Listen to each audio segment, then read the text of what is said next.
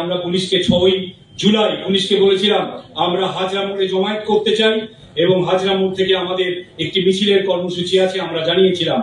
তারা 22 জুলাই জানিয়েছে আপনারা হাজরা মোড়ে মিছিলটা করবেন না, আপনারা কলেজ স্কোয়ার থেকে শ্যামবাজারে মিছিল করুন, আর শ্যামবাজারের মেট্রো স্টেশন 1 নম্বর গেটে যেরকম স্টেজ করতে চাইছেন করুন, আমরা প্রতিবাদ করুন।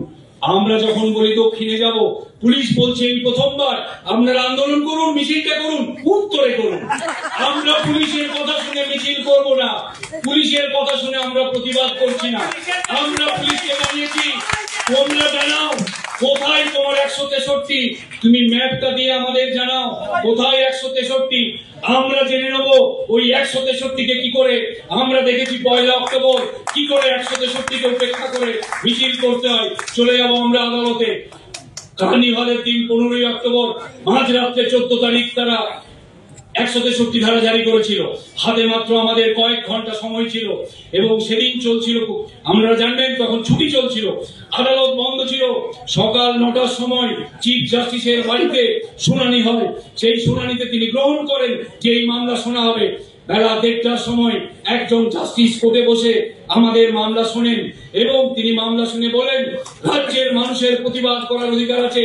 ওইখানে শুধু কাটি নাচ হবে না, বিসর্জনের কার্নিভালে মানুষ প্রতিবাদ করবে 15 অক্টোবর।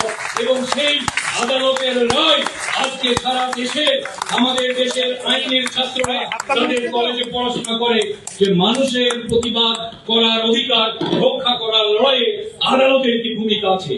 তাই আমরা দেখে নিতে চাই যদি পুলিশ 163 ধারা দেয়। এবং আপনারা জানবেন 9 আগস্ট 1942 সালে আমাদের ভারতবর্ষে গান্ধীজি ঘোষণা করেছিলেন ব্রিটিশ তুমি ভারত ছাড়ো, কুইট ইন্ডিয়া মুভমেন্ট, এবং সেখানে তিনি স্লোগান দিয়েছিলেন ডু অর ডাই। আমরা বলছি 9 আগস্ট 2025 সাল আমাদের কাছে ধর্ষক, খুনি এবং তাদের মদতদারদের বাংলা ছাড়া করার আন্দোলন শুরু হচ্ছে ওই কালীঘাট থেকে, ওই হাজরা মোড় থেকে। তাই যদি পুলিশ আমাদের বাধ্য করে আইন অমান্য করতে, আমরা সেখানে বাধ্য হব। পুলিশের যদি বাধ্য করে আমাদের গ্রেফতার করতে, আমরা সেই গ্রেফতার গ্রহণ করব, যেমন 1942 সালে আমাদের দেশে স্বাধীনতা আন্দোলন হয়েছে। তাই 9 আগস্ট আমাদের সেই আন্দোলনের যে লড়াই, সেই লড়াই আমাদের তৈরি হতে হবে।